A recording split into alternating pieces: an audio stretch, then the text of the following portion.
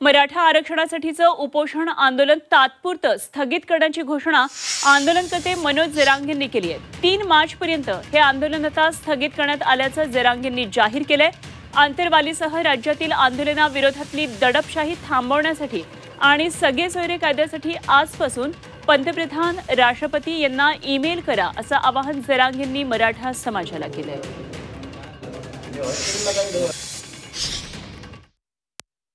महाराष्ट्रातल्या मराठा समाजाला पुन्हा एकदा की जे विद्यार्थ्यांच्या परीक्षेत आणि काही सामाजिक बांधवांचे कार्यक्रम होते, त्यामुळे आपण जे आपले कार्यक्रम 3 मार्चपर्यंत ठरलेले होते ते आपण स्थगित केलेले आहेत आणि त्याचं रूपांतर गावागावात शहरात साखळी उपोषण आणि धरणे आंदोलनात आपण केलेले। हे बांधवांनी लक्षात ठेवून ते सुरू करावं। आपण आजपासून करोडो मराठ्यांनी ईमेल करायला सुरुवात करायची।